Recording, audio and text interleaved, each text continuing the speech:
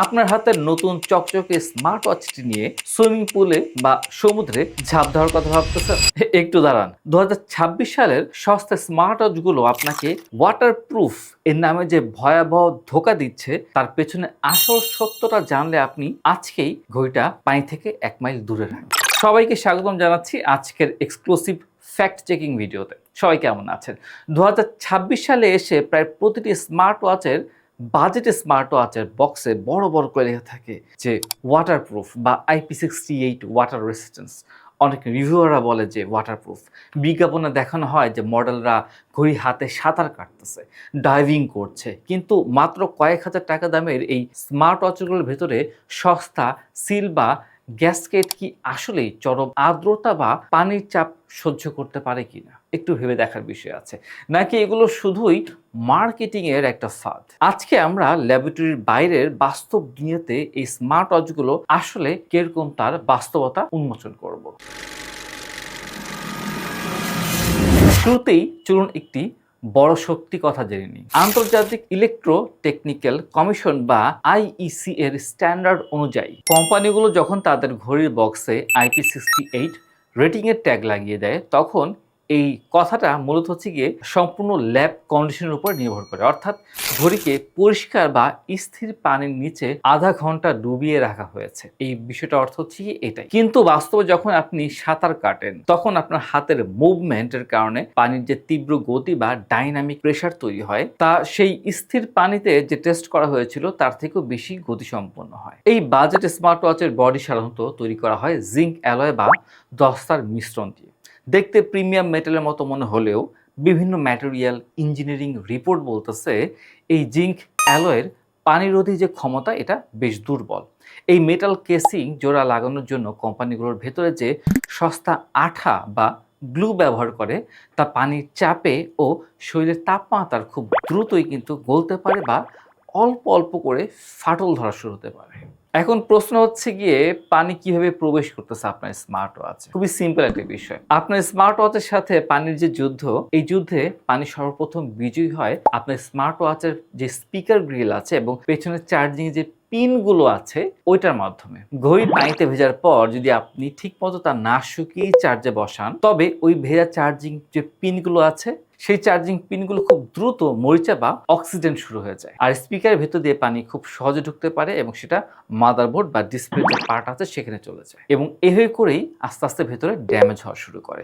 এবং এই ড্যামেজ হওয়ার কারণে কিন্তু আপনি ওয়ারেন্টি পর্যন্ত পান না, কেননা পানিতে প্রবেশের মাধ্যমে ড্যামেজ ওয়ারেন্টির অন্তর্ভুক্তই হয় না।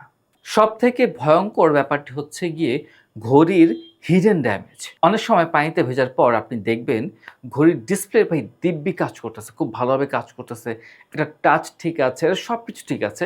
আপনি স্বস্তির নিঃশ্বাস ফেলে ভাবলেন যাক আমার ঘড়িটা তো ভাই বেঁচে আছে, ঠিক আছে, কিন্তু আসলে ঘটনা ভেতর ভেতর হয়ে গেছে। ভেতরের যে আর্দ্রতা বা কনডেনসেশনের কারণে আপনার ঘড়ির হার্ট রেট এবং ব্লাড অক্সিজেন বা SpO2 সেন্সরের চিরতর কাজ করা বন্ধ করে দিচ্ছে।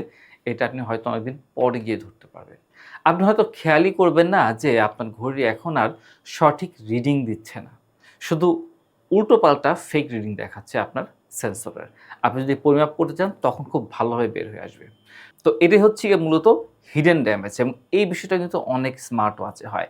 যারা বলে আমাদের এই ভালো সেই ভালো, তারপরও দেখা যাচ্ছে তাদের এই হিডেন ড্যামেজটা হয়ে যায় এবং এটা সহজে ধরাও যায়। স্মার্ট ওয়াচ কোম্পানিগুলো কিন্তু আপনাকে বলে না যে তাদের যে টেস্টগুলো করা হয় সেই পানি টেস্টে শতভাগ পরিষ্কার পানি বা ফ্রেশ ওয়াটারে করা হয়, কিন্তু আমরা যখন সাঁতার কাটি সুইমিং পুলে সেখানে থাকে কি ব্লিচিং এবং ক্লোরিনের মতো কড়া কেমিক্যাল, অথবা সমুদ্রে যেখানে থাকে প্রচুর লবণাক্ত পানি। এই ক্লোরিন বা লবণাক্ত পানি বাজেট স্মার্ট ওয়াচ বা সস্তা স্মার্ট ওয়াচের যে সিলিকন সিলিং বা জিঙ্ক অ্যালয় বডিতে রীতিমতো গলিয়ে ফেলতে পারে, আস্তে আস্তে করে ক্ষয় করতে পারে। মাত্র অল্প কিছুদিন বা অল্প কিছু মাস পানিতে এই ঘড়ি ব্যবহার করলেই পানি ঢোকার সম্ভাবনা অনেক বেশি বেড়ে যায় এবং এটা অনেক বড় একটা রিস্ক ফ্যাক্টর। তো এখন প্রশ্ন হচ্ছে কি ভাই, তাহলে কোম্পানিগুলো কেন এমন চটকদার বিজ্ঞাপন দিচ্ছে? পুরোটাই হলো একটা মার্কেটিং ফ্লাফ। আপনি আপনার বাজেট ঘড়ির ওয়ারেন্টির কার্ডটা ভালো করে পড়ে দেখবেন একটুখানি।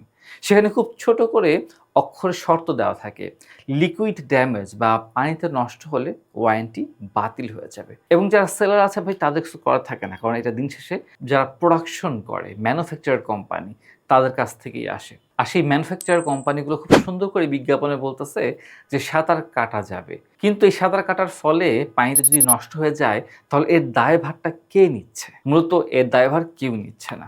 এটা কোনো জেনুইন ইঞ্জিনিয়ারিং না, পুরোটাই ক্রেতাদের সাথে এক ধরনের আইওয়াশ বলা চলতে পারে। তাহলে এখন চূড়ান্ত সিদ্ধান্ত কি হবে আপনাদের জন্য? 2026 সালের এই সস্তা বা বাজেট স্মার্ট ওয়াচগুলো কি সাঁতারুদের জন্য আসলে নিরাপদ? এক কথায় উত্তর হচ্ছে গিয়ে একেবারেই না। আপনারা যারা সাঁতারু আছেন, যারা সুইমিং করেন, তাদের জন্য এই বাজেট স্মার্ট ওয়াচগুলো মোটেও নিরাপদ না। এই ঘড়িগুলো দিয়ে আপনি বড়জোর হাত ধুতে পারবেন, জিম করার সময় ঘামতে পারবেন, কোনো সমস্যা হবে না। অথবা হঠাৎ বৃষ্টি হয়েছে, হঠাৎ একটুখানি ভিজে গেলেন, সমস্যা হবে না এবং সাথে সাথে মুছে ফেলবেন। কিন্তু এগুলো কোনোভাবেই সুইমিং বা গোসল করার জন্য তৈরি করা হয়নি। আপনি যদি আপনার কষ্টের টাকায় কেনা স্মার্ট ওয়াচটি দীর্ঘদিন ব্যবহার করতে চান, তাহলে পুরোপুরি ড্রাই ল্যান্ড গ্যাজেট হিসেবেই ব্যবহার করতে হবে। সাঁতার কাটা বা গোসলের আগে দয়া করে অবশ্যই স্মার্ট ওয়াচটা হাত থেকে খুলে নেবেন, ঠিক আছে? তো সেই জন্য যদি আপনারা সুইমিংয়ের জন্য কোনো স্মার্ট ওয়াচ ক্রয় করতে চান, তাহলে অবশ্যই রিভিউ দেখবেন, যাচাই করবেন, তারপরে ক্রয় করবেন। এবং সেজন্য আমরাও কিন্তু রিভিউতে বলে দিই খুব ক্লিয়ারভাবে যে এখানে হয়তো ওয়াটারপ্রুফ লেখা আছে, তারপর আপনারা সুইমিং করবেন না।